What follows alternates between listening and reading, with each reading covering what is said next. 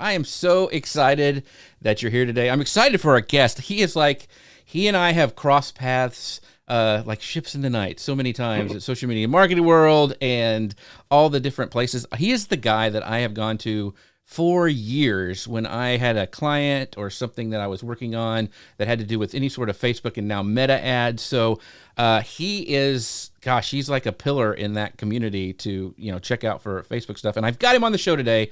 So once again, you guys share this out with everybody that you know. If they're trying to up their ads game or their short form content, because Jon has been going live doing a short form piece of content every day for a year. And we're going to talk about that. And if you have questions about that, make sure that you ask them during the show today. Call in your friends, mention them from wherever you're watching at. And I want to bring in your questions because I want to make the show all about you. So this is going to be an amazing show. The unsinkable Connor Brown, how are you doing today, my friend? I'm doing great. The lighting on Jon is so great. I feel like I'm in a David Fincher movie over here. It's That's awesome. right. It's great. It is very cool. I just look like I'm like almost get hit by a car or something. We've got some of our friends showing up. We have Cast Ahead, Chris Stone saying, good morning, all. Chris, thank you, my friend, for stopping in. We've got Gary Stockton, the amazing Gary Stockton. Now, Gary, I know you're going to have some great questions for Jon today. So make sure to ask it. Yeah. So he already said, looking forward to this episode immensely. So Awesome. yeah, this is going to be good. And once again, ask your questions. Short form video, meta ads. We're going to kind of break it down that way because we got Jon. And, like I say, this is free consulting for me. And so you guys can just come along for the ride, ask your questions. So I'm going to hit go on the podcast machine and we will get started. Hello, folks. Welcome to Social Media News Live. I'm Jeff C., and you're not. And I'm Connor Brown, and this is the show that keeps you up to date on what's happening in the world of social media and more. Are you curious about the power of short-form video in today's digital world? Maybe you're wondering how to leverage meta ads effectively for your brand in 2024. If these topics capture your interest, you're in the right place because today we're honored to host Jon Loomer, who has embraced the challenge of creating a short-form video daily in 2023 and is ready to continue his journey in 2024. Jon will share his experiences, why he does it, and tips on harnessing the potential of short-form content and staying ahead of the game in the meta ads universe. This episode is going to be brimming with practical advice and forward-thinking strategies. So sit back, clear your schedule, clear your mind, and get ready for this week's episode of Social Media News Live. Jon, how are you doing today? Woo, that's quite the intro. Oh, just I'm wait, doing there's great. more. Yeah. So if I'm you doing guys, I have been following Jon, like I mentioned, for ages. And if you don't know Jon, you really need to go check him out. His blog is amazing. His short form content is amazing. But he is a meta ads educator who started jonloomer.com in 2011 and his private community, powerhittersclub.com, in 2014. And Jon focuses on the most advanced meta advertising topics. He helps his community look good and reach their goals along the way. He is actually an accidental marketer who started his business with the hopes of creating the freedom he wanted to spend as much time with his wife and 3 sons as he could. He's dedicated countless hours as a baseball coach. He's now retired, but he's taking the short form video and AI head on as we head into this next crazy phase of marketing. So once again, ask your question because Jon is on the show today. This is going to be a lot of fun. Yeah. We got some more people stopping by. Another Gary Elbs is on the show. He says he made it to the live show today. Gary, ask your questions as well. Thank you for watching over on YouTube. So Jon, let's just dive right into it because there are so many questions that I have about your short form content. And Connor, pop in because this is going to be something for you as well because I know you were on TikTok for a long time doing some stuff. So Jon, I want to know what inspired you to start this 365 day short form video journey that you did last year. What was the reason behind that? Honestly, is pretty similar to what inspired my original blogging journey in beginning in 2011. It was some desperation, right? So when I started my website, I didn't know I was starting a business. I just know that I had been laid off. Not only was I laid off, I'd been laid off for the second time in 2.5 years. And originally, I created the website thinking that that's how I was going to get a job. Hopefully, show how what I know and what my experiences are. And I just started writing, and writing pretty much every day. I wrote 600 blog posts in 2 years, and that exploded. But that stuck with me, that formula, that how that worked, right? Not every blog post did well, but if I write every day, not only do I give more pieces of content an opportunity to do well, but I learn something. I learn every day to make it better. So, really starting from the point of COVID on, well, first of all, my business was doing really well at one point, really, Mhm. really well, like beyond whatever. Just to survive 12 years is Right. awesome, because I didn't know how to start a business. So to still be around was a big deal, but it started taking a downward turn ish around COVID, um, and probably as that whole process sped up because of COVID and everything. Um, and there became a point, summer of 2022, where it's like, I have to do something different. This is not going to sustain me for much longer. Mm. And and basically I was doing a lot of the same things for 12 years, Right. right? The blog post, if I ever did any video, I would do like a screen share where I'm not showing Right. my face, and sometimes not even talk over it or anything.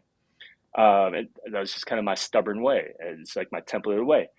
And like a lot of people, I saw TikTok as for younger folks. Saw Right. dancing Yeah. and just silliness, and like, I'm never gonna do that. It's stupid. Um, but clearly something wasn't working. You talked about coaching baseball. Hmm. That also came to an end when my youngest moved into high school at the end of the summer of 2022. It's like, okay, I've got the mental space and time to focus on this as well. So understand, this wasn't something that I was just going to dabble in. I Yeah. wasn't going to just experiment with it. This was kind of a make or break, I've got to figure this out moment. And it's going to work. I'm going to make it work.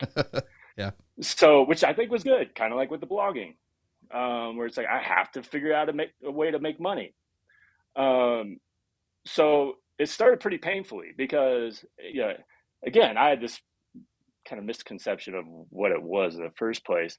But the whole thing intimidated me. Everything about it intimidated me. Like just opening the app intimidated me. Worrying about lighting and the sound and the editing and what software and hardware, everything. So I knew it was gonna be hard. So that the first thing was that I knew I was gonna create really bad videos to start, Right. and I had to embrace that. So for me, a very pivotal moment was September 30th when I created a video that said, "This is gonna suck, and that's okay." And so I'll always remember, like that was the moment where I was like, "Okay, I'm all in with this thing. I know it's gonna be bad. I know it's gonna be hard, and it's okay because it's all part of the process."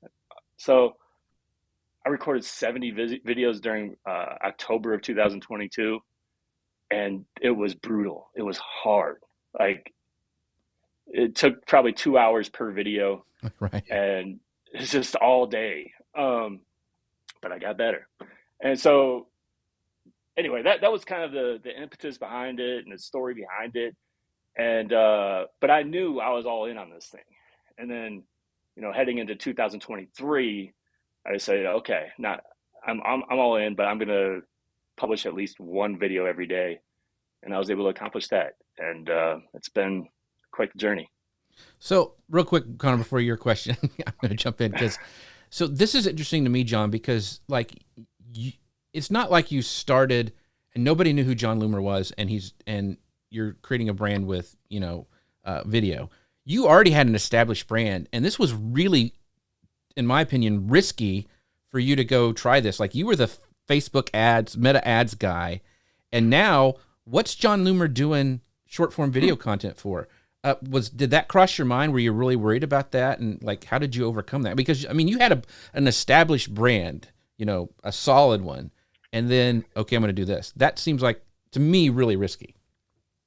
Honestly, I didn't see it that way. Like, first of all, I was going to use it the way that made me comfortable, and also to kind of continue that brand, right? Okay. So my whole thing on jonloomer.com was writing tutorials, help you understand how to do things, kind of no nonsense approach to things. And I'm going to carry that over into short form video. Now, the challenge with that is if anyone has read my blog, especially those first 10 years, I am wordy. And you'll probably even Right. see here, like, I struggle to get to the point. I'm not concise. Like, I'm all over the place. So if I want to record short form videos, that what I settled on was under 60 seconds, I've got to learn how to be more concise. No, so in terms of the brand, I wasn't so much worried about that. A little concerned about the dedication of time. Is that going to take away from Right. blogging and whatnot? Um, but honestly, it's what I found was people thought I went away before the short form video. Mm. Once I started doing the short form video, people were like, "Oh, you're back." Mm. So, yeah, it did help, I think, to have an established brand with people who have been following me from 2000, we'll say 12 to 18 or so, right? Mm-hmm. Where that was kind of like the sweet spot.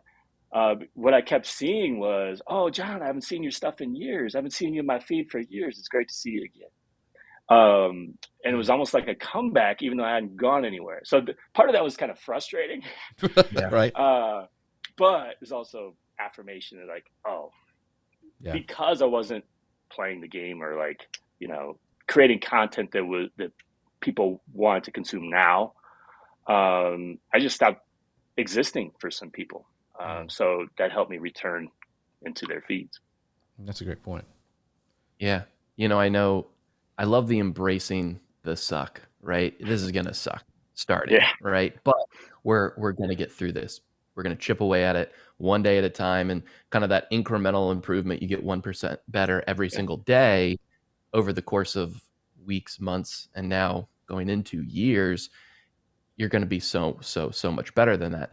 But Right. starting from the very beginning, Jon, how do you, what's your kind of process for just consistently generating ideas that are ample enough that you have enough supply of to actually make a video on a different topic every single day? How do you do that?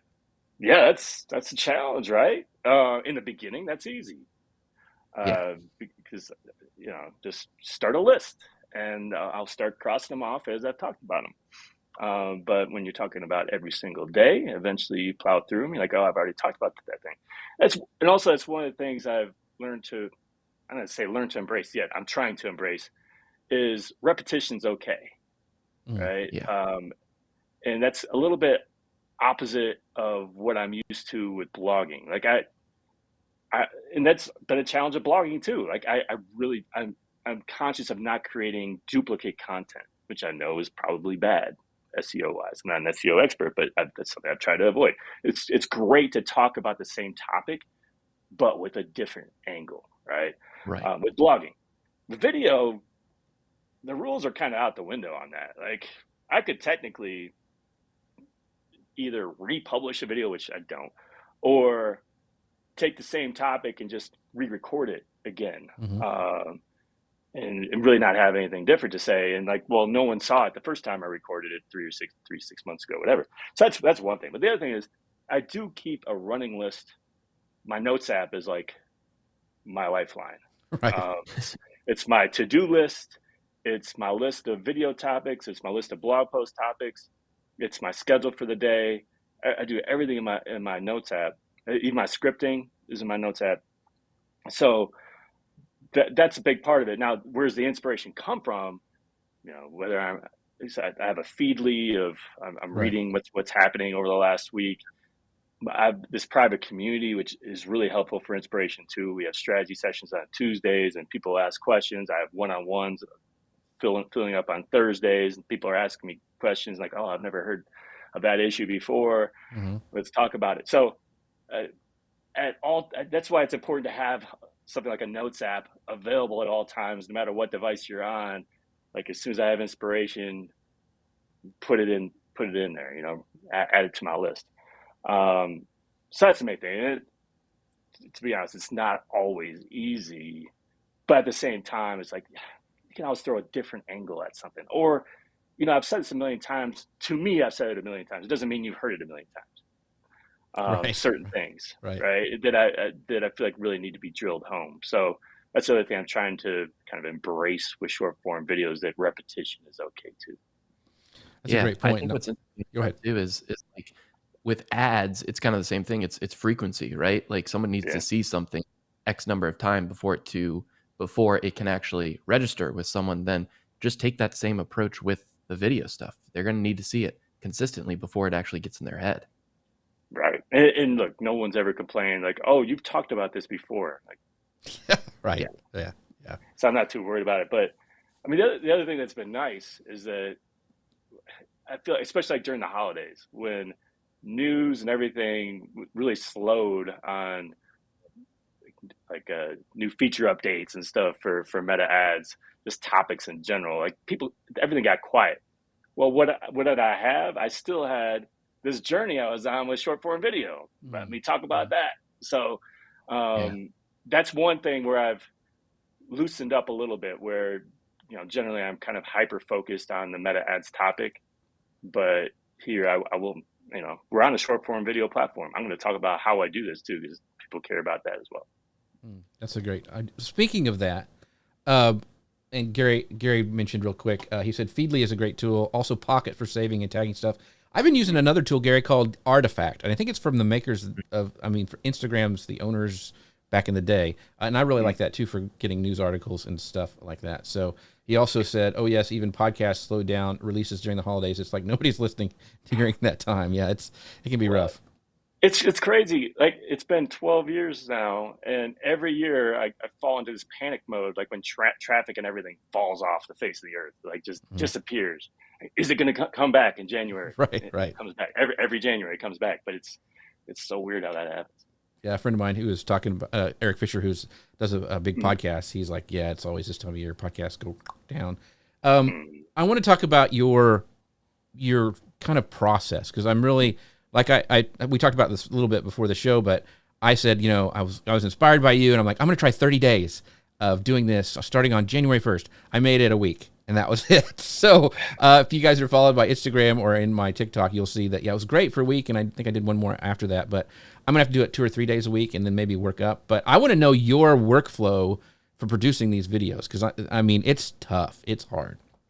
Well, 2 things. We'll get to my workflow, but your story frustrates me because, I hear it all the time. I also see it. There are people I follow and like, oh man, they're creating great stuff. And all of a sudden I'm like, wait a minute, what happened to that person? They're not creating anything anymore. Yeah. And it frustrates me. So before we even get to my process, and I actually did a video on this today that we were talking about.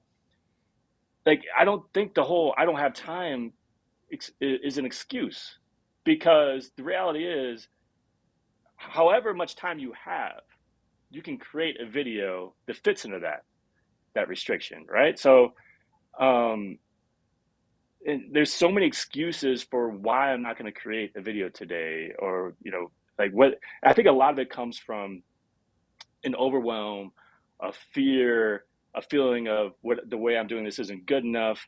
I don't know how to do this. Whether it's the editing's not right, I'm kind of conscious of that. Or the lighting, the editing, the microphone, what app should I use? Like all that kind of stuff. And the reality is, like, all you got to do is turn on your camera app on your phone, have an idea, hit record. You really don't even have to edit at first, right? Like, how many people are going to watch it anyway? It's not a big deal. Like the main thing is to get into the habit of publishing. So we could be talking about video, we could be talking about blogging, we could be talking about podcasting. It's kind of the same thing. Publish it, and you will learn from it, and you'll get more efficient. The other thing is, like, because again, I think we get it backwards, that we're so worried about all these things being right and we don't know how to do it, and it slows us down. The reality is, do it and record it in the rawest form possible. From there, you'll start realizing things that you want to do better. So like my lighting, I still see on this day from a year ago on TikTok, my lighting's like, I still see it a year ago. It still wasn't the way I like it now. Not to say it's perfect now, but it's those little things. So like, don't let any of that keep you from creating? That's the first thing. So for my process, I don't batch. I tried to batch. We talked about this a little before. It's exhausting for me, mentally exhausting. Right. Like if especially if I've got to batch for an entire week of videos, so that means uh, seven videos. I've got to edit them, Right. Yeah. everything all in one day, probably. Or if I don't edit that day, then I've got another day where it's all editing. That's exhausting. So what I found that works really well for me is knowing that I'm publishing a video every day. That is what motivates me throughout the week, knowing that that has to happen, right? So however it happens, it's going to happen. So I'm always thinking about, okay, what are my topics? Adding to that list. Do I have a script done for those topics yet? Let's get that Mm-hmm. script in there. And really, that's the hardest part. Once I've got the script done, just record and go, and we're good to go. It's just a matter of, at that point, when do I have inspiration? Knowing that I have to have enough in there to publish every day. So, for example, like heading into the weekend, I'm usually focused on, okay, I've got to make sure I've got videos recorded and edited and scheduled for Saturday, Sunday, Monday, because I don't want to do this stuff on the weekends either, if possible. Or if I'm going on a trip, prepare all that stuff beforehand, because that goal, it's not even like something I'm going to work around. It's not going to happen. It's going to happen. Mm-hmm. So what do I need to do ahead of time to make sure it happens? So that's the first thing. I use just my iPhone. I don't use a special camera or anything. Use the rear facing camera Yep. in cinematic mode. Even though I do have lighting, I turn down the exposure because I feel like my lighting is really bright. So I turn down the exposure. I mirror my phone to my iPad so that I can make sure I'm lined up properly. Right. I have my script, which I kind of script out line by line, not sentence by sentence, but line by line, in my notes app. I zoom in on it a little bit because my old eyes can't really see it that well. I'm not reading from it. Right. I basically look at the first line, sort of memorize it, but like I don't want to make it sound like I'm reading. Right. So I kind of know what that first line is, look at the camera, as conversationally as possible, say it, also conscious of how I end it, how I start it, knowing how that goes into the next line. So I record it. The recording is usually 4 minutes or so, because I fumble over my words a lot. And then, but I know a lot of these details are kind of it's great. It's great. I also know that about 1,050 characters should be a 60-minute or 60-second video. Oh, cool. Yeah. So I've got That's it down to the point where if it's over that, I'm going to have to do some editing after the fact and take stuff out. And that can be tough. Like all of a sudden you pull stuff out and it doesn't make sense or it seems awkward or whatever. So I'm trying to limit that as much as possible while also being up against that 60-second mark. So that's everything. So I also record the audio from my desktop using this mic, this Shure MV7. Throw everything into ScreenFlow, which again, I don't want anyone to feel like, oh, I've got to go get ScreenFlow. Nothing against ScreenFlow. That's what I've used for over a decade. So use what you like. I throw all those files together, right? Because there's an audio file on top of the camera video file, match them up, and then I edit. And I try to edit out all the pauses, of course, all the imperfections and everything. But the entire process takes, from recording and editing and scheduling everything is about an hour. But I also use CapCut for the captions, making sure I don't go over. Do you, when you're done, do you upload them individually to each platform, or do you have a service that does it all at once? So look, I've experimented with like, God, what was it called? The Repurpose.io is one of them. Repurpose.io. I just don't find it saves me any time. Like it's so fast. So, and I've got, probably the worst thing. I've got all these tabs open at all times, which makes it easily accessible. But I've got like this one group of tabs. It's all for this process, So I've got Business Suite open to upload a new reel to Facebook and Instagram that I schedule. I use the same format to the video for Reels I do for TikTok. I use desktop, or I schedule Mhm. to desktop on TikTok as well. Same thing to YouTube Shorts. So it's the exact same thing there. I make a slight variation for LinkedIn. First of all, I center the captions and put them a little bit lower on LinkedIn because I don't have to worry about what's on the side and the bottom and stuff. And then I'd write out a lot. In some cases, it's just pretty much the script, but there's a lot more text there that I put with LinkedIn. And then what I've been doing over the last 6 months or so, I've got a custom post type on my website for each video as well. Right. It ends up being like this mini blog post where I can like add images and stuff as I'm talking about, but it's pretty much the same copy as what I use for LinkedIn, but I'm like might add some more context in there.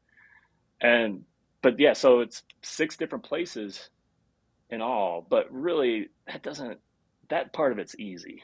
Right. It really is. The editing is busy work, but it's not hard. Yeah. It's just getting over the hump of what's my topic, what's my script. Okay, now let's record. Yeah. So one of the things I wanted to do is let you guys know, make sure you guys go to jonloomer.com, because I've been using this forever. He's got for each, well, I guess it's all one now. You've made one template that you can put on like an overlay on whatever video editing software you're using, and you know where your captions are going to fit and not go into like TikTok's interface or Instagram Reels interface. And it's so handy. I've actually put it on my Descript.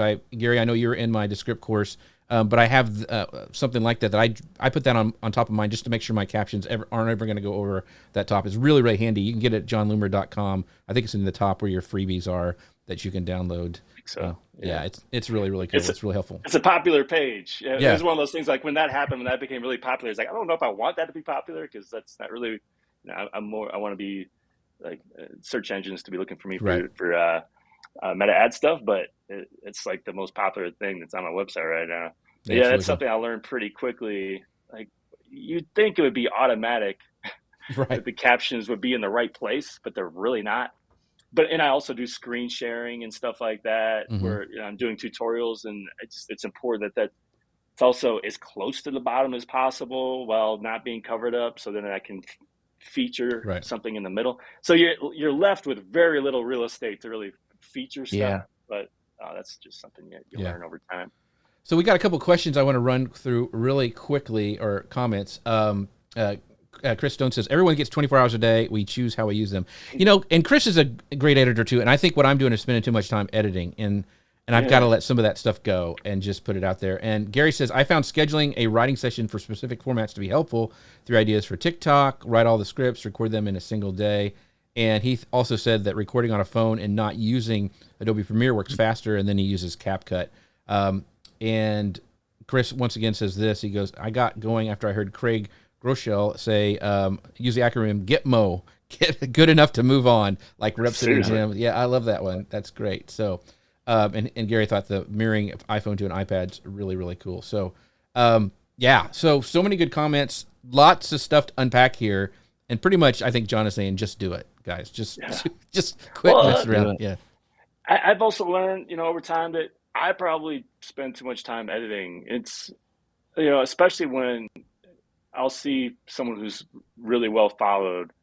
John Morgenstern's a good example. I don't know if anyone follows John Morgenstern on TikTok and Reels and whatnot. And he doesn't even care about the 1 minute thing. He'll talk forever and kind of ramble a little bit, but have very detailed topics that he talks about that are really helpful. He's part of VaynerMedia, and there's no editing. He just, as far as I know, he might do a little bit of editing. Just points, shoots, talks, publishes it, and gets a lot of people watching it. I'm like, well, if you can just point, record, publish, and get a lot of people watching it, why am I spending all this time editing? So there is a matter of like, don't let it be an obstacle. Edit if you want to, if that's what you like, but it's ultimately not going to be why people are or aren't watching your stuff. Right. Yeah.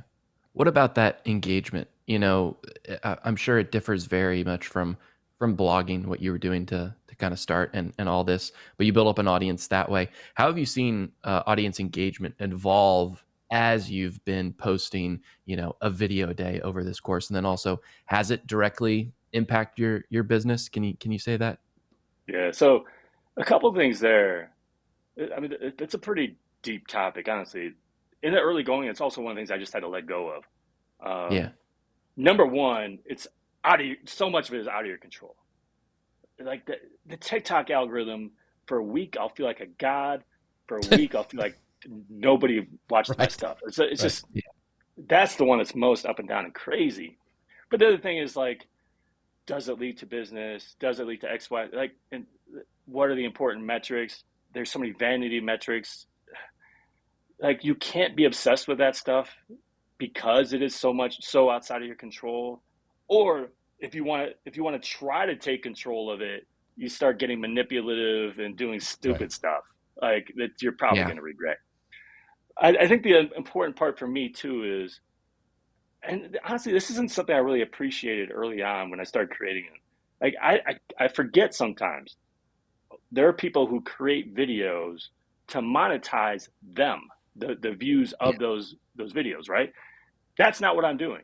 So I understand why those people are super obsessed with reach and engagement and going viral, right? Because they get paid for that stuff.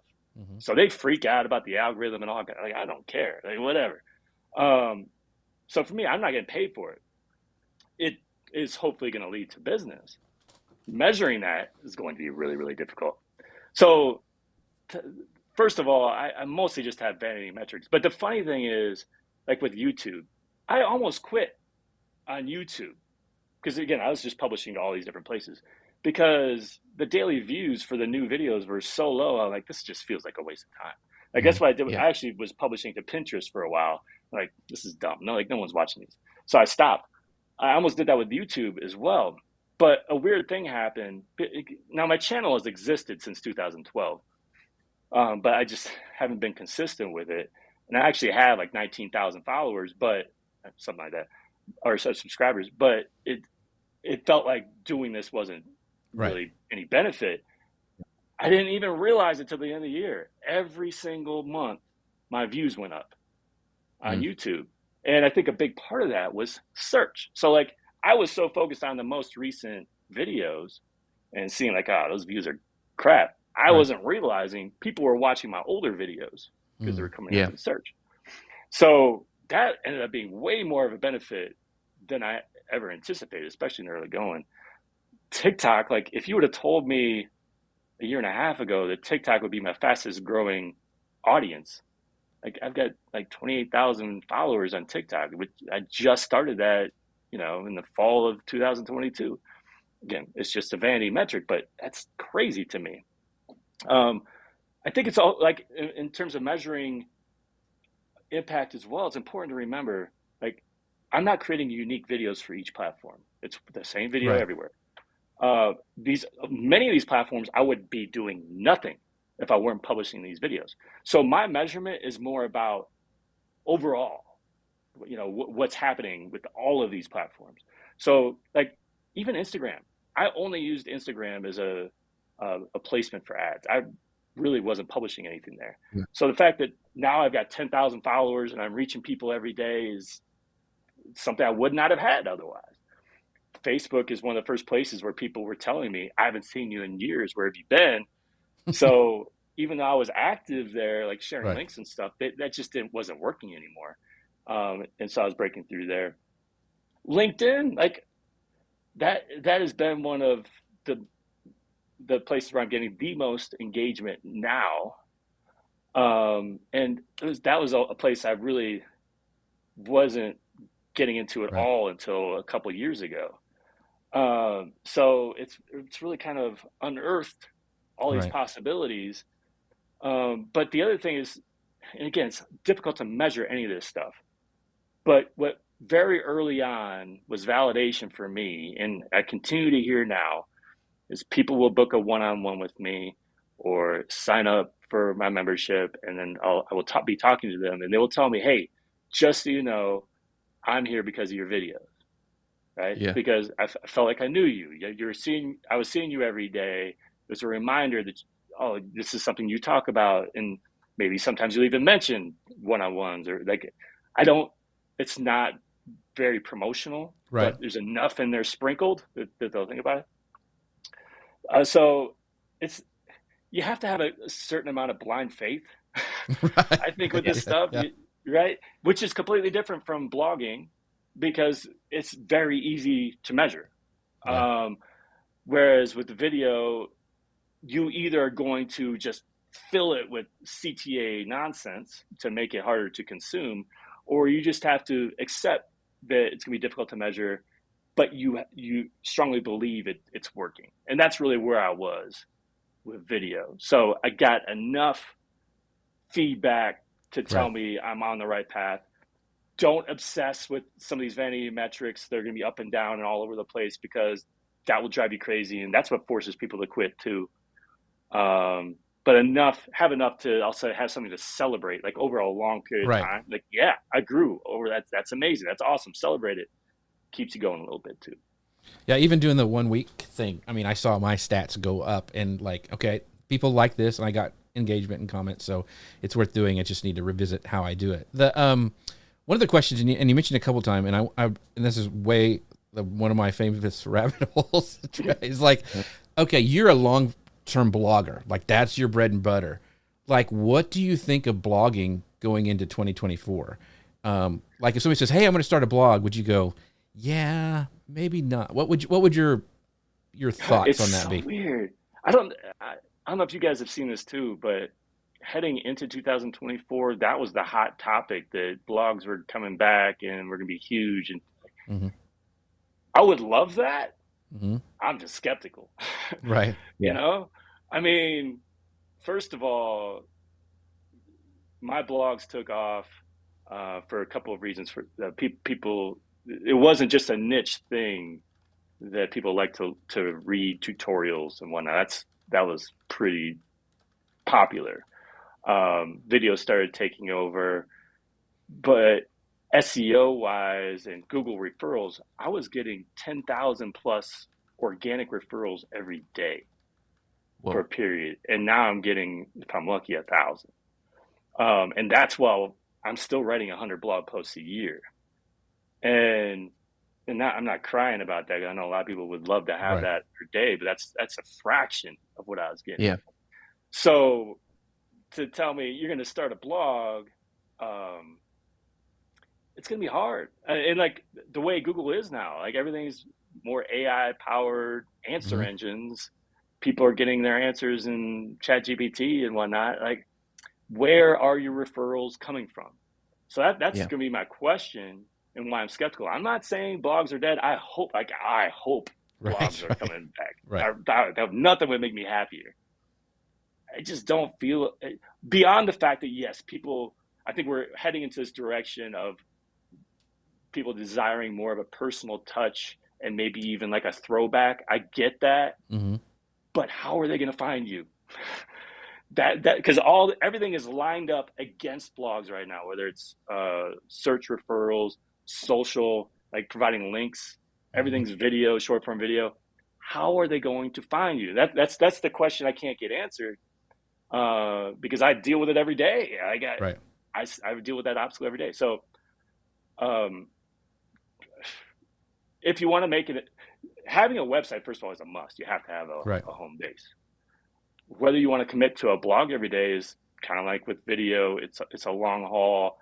It's not going to be easy. You're going to be speaking into the void. Make sure you have things lined up to drive traffic there, because otherwise no one's going to come. Hmm. I think So, it's easier, honestly, to start with short form video these days, because that's where people are. But and that's my question too, because I know when people say, "Okay, John does 365 every day of short form," do you have to do one every day, or could you do it and still find success by doing it 3-4 times a week? I mean, what are your thoughts on that? Do you have to be every day for the algorithms? don't have to be. For me personally, I think I'm a person of habit and of streaks. So, like, I also ran, like, this is a continuing theme with me. I ran 1,200 miles last year. I was not a runner years, 8 years ago. Right. And this is something I started doing more and more a year. Big part of it was like, there was a period of time I ran every day for like 100 days. And Wow. it was just, it's like, those are the things, like, as soon as I don't do it and I break that streak, I've now made an excuse for myself the next time that why wasn't I, why was it that I didn't publish that day? I could have that same excuse today too. Mm. So for me, it helps just to keep myself in line that I do it every day. Ideally, I'd probably publish more than once per day. Again, that's like kind of why I'm looking at 2024 is like, I need to cut back on my editing or do more that are just super easy and dirty and publish them. The bottom line is this: do you need to publish every day? No, but you learn faster the more you create.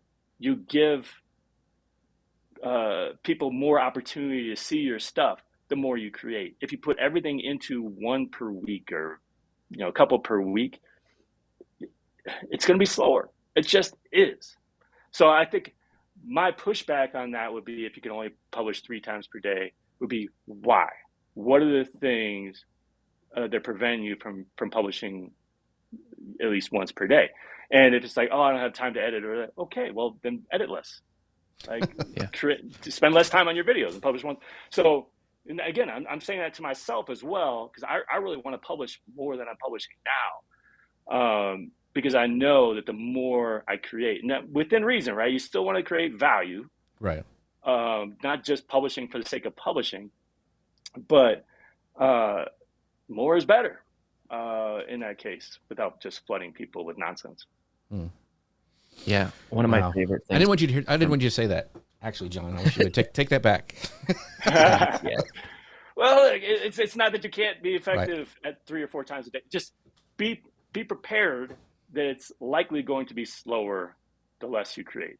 And gotcha. not just in terms of growing, but in terms of you getting better and learning and refining your own processes. Like, the more, that's why that first month of 70 videos for me, as painful as it was, man, I learned so much. Yeah.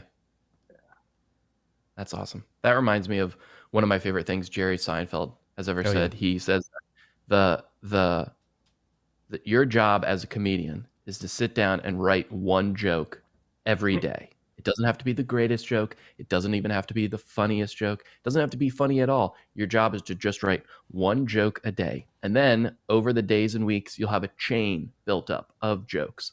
And then your job is actually to make sure the chain doesn't break. That's your job. It's just keep going one day at a time. Not the greatest thing in the world or whatever it is. Don't break the chain, which kind of goes into this question I had of, how do you balance quality versus a need for daily content production? You got to get something out of the door. So how does quality impact that? And then, John, once you've posted, how do you say, all right, that's a successful video, or is it more just focusing on not breaking the chain and whatever comes comes? Yeah, I don't focus too much on how well, and like, I'll look back and say, oh, that one's doing really well, and be pleasantly surprised. But realize I have such little, there's such little impact I can make on that doing well, because what I've seen is it's random. Like, I'll have a video that does great on YouTube, doesn't do anything on TikTok, does great on Instagram Reels, doesn't do anything on Facebook, right? And sometimes I'll have a video that bombs on everywhere, and it just is, there might have been a reason, and maybe there wasn't. I think the more we take that personally, the more complicated this whole thing becomes. So I try not to get lost in all that, because a lot of times it just, there's not a reason for it. Why I did well either. So I try not to focus too much on that. In terms of quality and quantity and whatnot, it's just something that I guess you have to have baked in, right? I'm not trying to create for the sake of creating. Like, I always have a purpose, something I want to teach you. The editing doesn't have to be perfect. And that's something I've embraced more and more, because I've seen it from other people. Like, the message is what matters. Like, did the message get across, and is that message valuable? And for me, that's been trying to be more concise and getting it down in a minute and helping, the scripting and all that Right. stuff. But um, that's the bottom line for me is, I feel good when I publish something. That's an accomplishment. Yeah. The metrics that come, great. If they do, if they don't, so be it. I've got another one in the Right. tank That's right. that I'm publishing, right? Here comes another one. Yeah. Yeah. I don't know sure why, but that thumbs up just went in Yeah. the background for Yeah. me. Yeah. But so that's I do think it's really important not to get lost in all that, because the more obsessed you are with the metrics, that's when it becomes exhausting, and you're like, what am I doing wrong? Hmm. Or Yeah. trying to duplicate what you did when you think you mastered the code, and then you Right. can't. You know, and honestly, I did a little bit of that with my blogging back in the day that I learned from. Like, I felt like, oh, I got this magic formula that worked really well in that first year. Like, I keep going to that well, and Doesn't. like Yeah. you can't be obsessed with those metrics. Yeah. Um, when, I was so excited to have Jon on. I forgot to tell everybody about our sponsor of the show, which is Ecamm. So you can find out more about them at Nice. socialmedianewslive.com I use Ecamm. /Ecamm. Yes. So, Yeah. yeah, Jon, I'll tell them, they'll be excited that you use it. Yeah. We are actually doing next, in 2 weeks, in the 24th, we're doing a meetup with Ecamm. Paul Gowder and I are going to be at Disney Hollywood Studios. You can find out more at jeffc.com /podfest meetup. We've got, actually, if you go to that website, you can win a free Hollywood studio ticket for that day. If you're like, oh, I don't want to pay for it, Jeff's not that important. I'd go to see Paul, but not Jeff. But you could win a free ticket if you go here at jeffc.com /podfest meetup. We would love to meet you. Ecamm's going to be there. It's going to be awesome. Mediavine is going to be there sponsoring it as well. So make sure you guys go check that out at jeffc.com /podfest meetup. The last question of this section, Jon, and then we'll have a little bit of time to talk about meta ads, because I want to talk about your most recent article, is where do you see short form video evolving in the future? Like, you've been on these things. Are you thinking, like, is there going to be another platform, or, one's going to go away, or what are your thoughts on the outlook for 2024 or the future of short form video? Man, it's tough to say. Right? I think what we're gonna have some growing pains with AI related to Mm-hmm. short form video, Yeah. and people, the deep faking and everything. Um, and we're seeing this already in terms of comments and text, and LinkedIn Right. is, Yeah. I think, a complete freaking mess right now.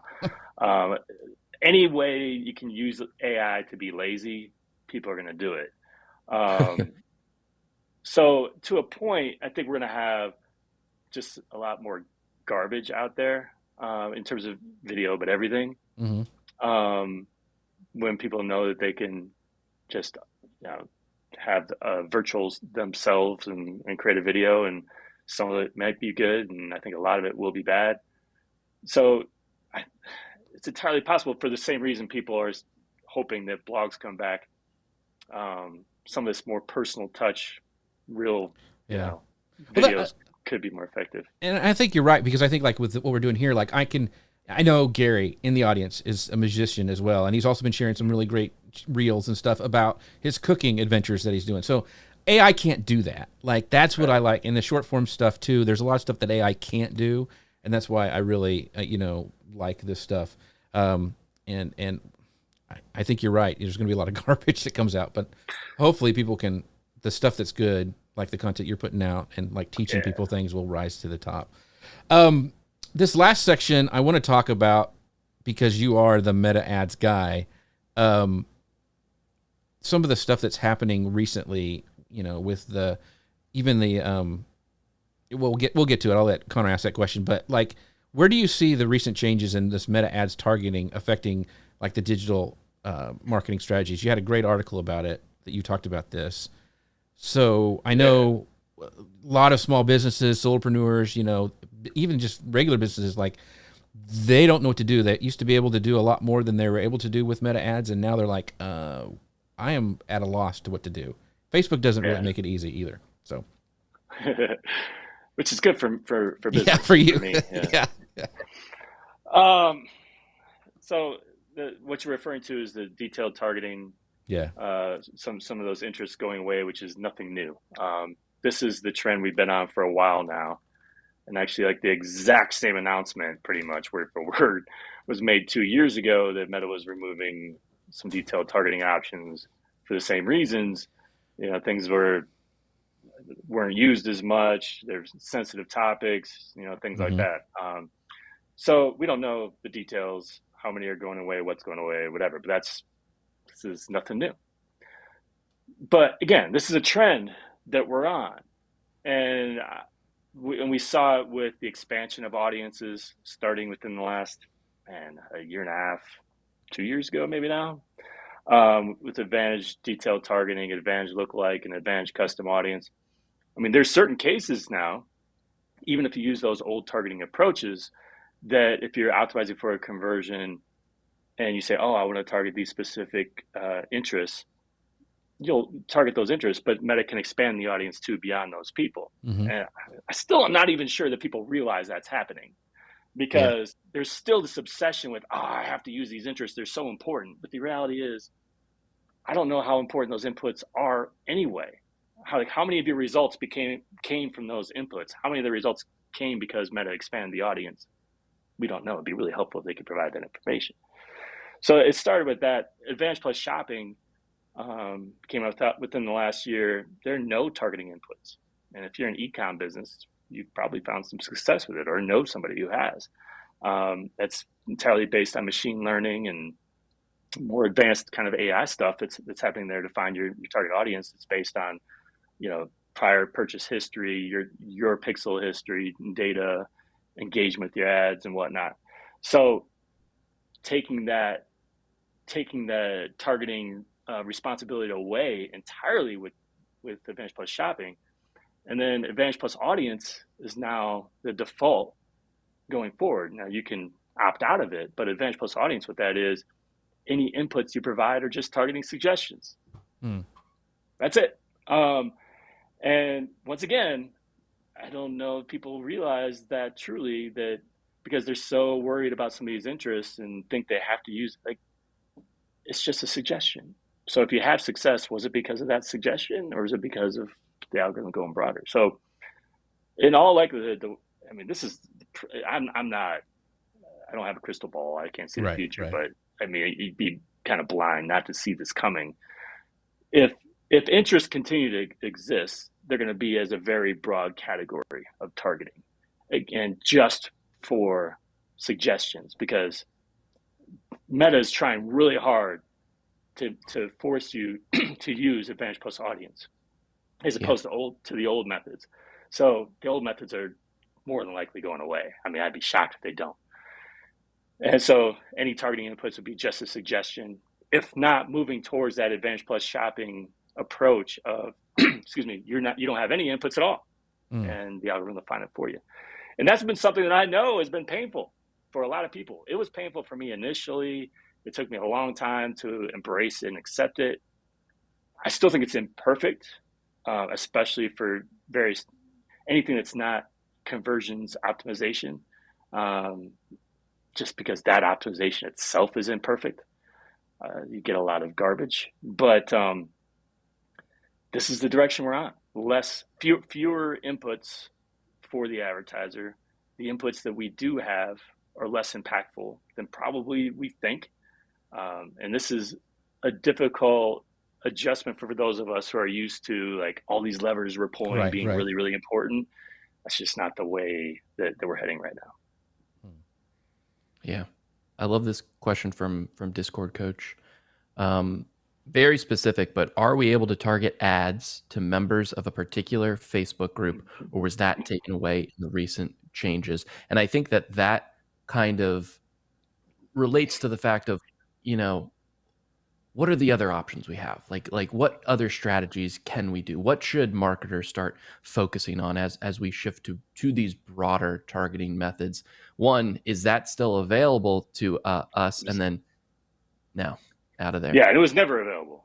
So it's probably one of the most common questions I get, though. How do I target people from this specific Facebook group? You can't.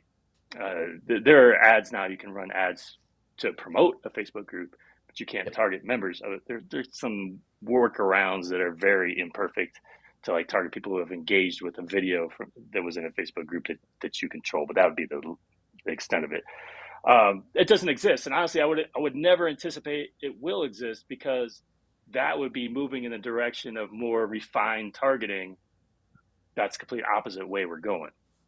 So I think the assumption is, oh, this would be super powerful if I could do this.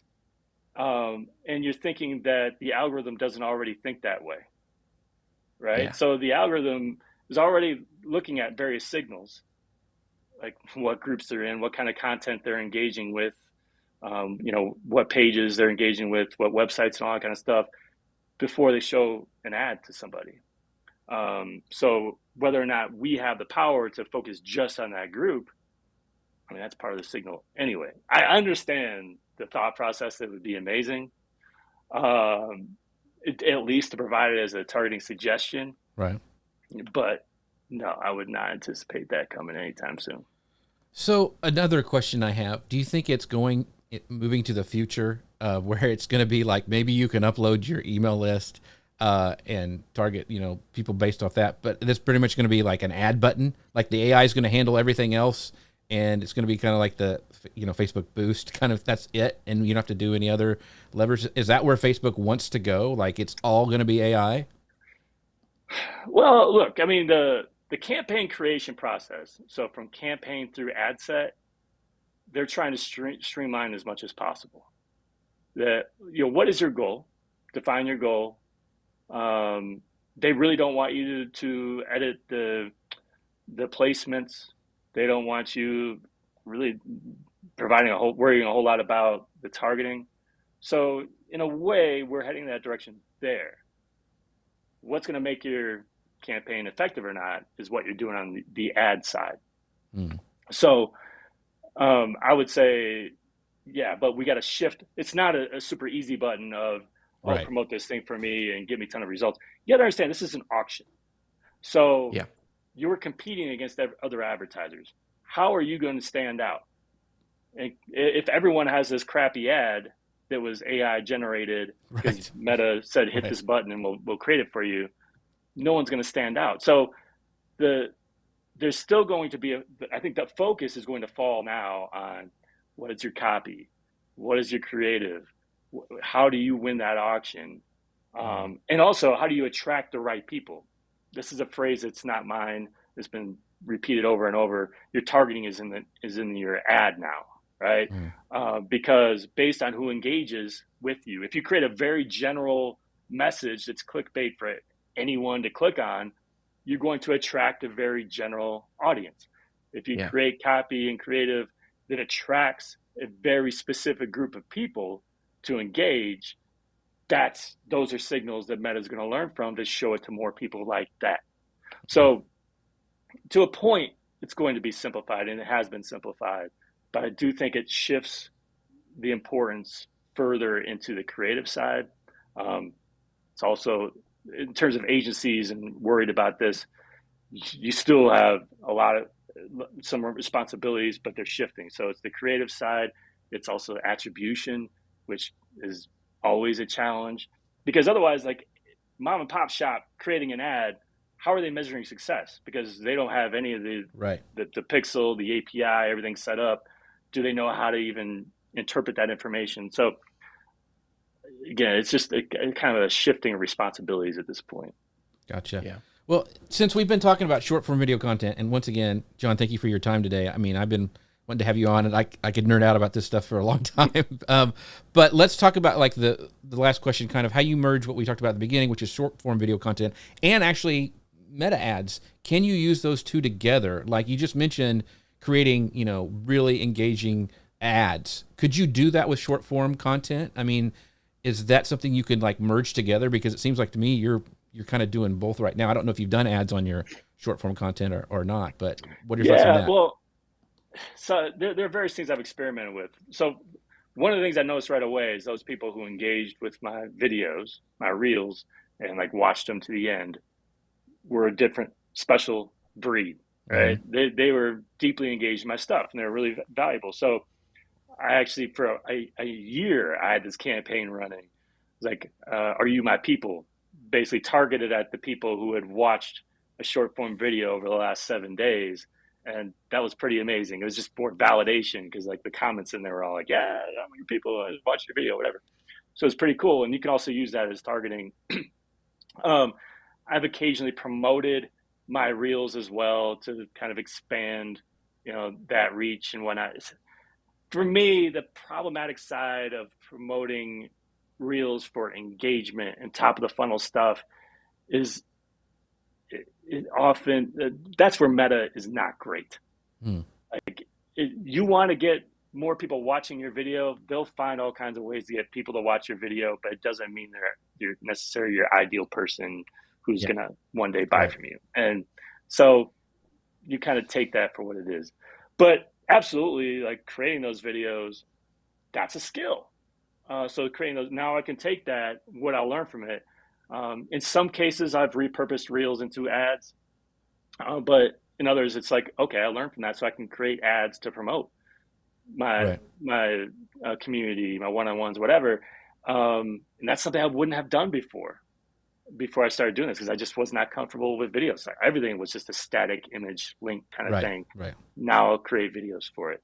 So it's absolutely a skill that will help you with your ads. Yes. Gotcha. Well, once again, this has been an amazing show. We are at the end of our time. Jon, I want to give you plenty of time to talk about your membership, everything you've got going on. Let us know where we can find out more about you and all of your products and services. You can find me everywhere right now, pretty much at Jon Loomer. But the best place really is jonloomer.com, because you'll get the blog posts, which are twice a week. The videos are all published there too. So they're all embedded from YouTube, but they have like a short blog post with them. So there's a ton of content there. Probably the best thing to do is just subscribe to my newsletter at jonloomer.com/newsletter. So there's plenty of free stuff. If you want to get even deeper, there are really two things. I mean, you can book a one-on-one session with me at jonloomer.com/coach. And where we have 45-minute session to kind of dive into what your strategy is. Or if you're the person who benefits from a community, right, connections with people who are experiencing some of the same things you are, I'm going to be very clear about that, because not everybody is. My Power Hitters Club Elite is something that I've been doing for like 10 years now. I'm about to record my 500th weekly webinar, which tells you how long that's been going. But it's focused more and more on the person-to-person engagement. So we're doing strategy sessions where it's like this big video call that we do every week. I do my weekly webinars. I've got training, like my entire training library is available to you too. So if you want to learn more about that community, it's jonloomer.com/elite. Awesome. Yeah, like I said, his content is amazing. If you have any questions about ads, Facebook, he's got tons and tons and tons of stuff at jonloomer.com. Make sure to check him out. Connor Brown, where can people find the amazing, unsinkable Connor Brown? You can find me on all social media at WDW Opinion. You can head over to WDWopinion.com, and you can reach out to me, Connor, CONOR, at WDWopinion.com. If you want to plan any trips coming up, Disney, Universal Cruises, spring break, whatever it is. Awesome. Thanks, Connor, for all your help today. And you guys, thank you so much for watching us. Don't forget our sponsor of the show, Ecamm. You can find out more about them at socialmedianewslive.com/Ecamm. And don't forget the meetup that's coming up the 24th of this month at Disney's Hollywood Studios. You can find out and register to maybe win a free ticket to the Hollywood Studios at jeffc.com/podfest meetup. Thank you to Gary Stockton, Dustin Stout, the Dealcasters, Chris Stone, Gary, everybody who came today. Appreciate you guys. Have a great weekend, and we'll see you all next time. Bye, everybody.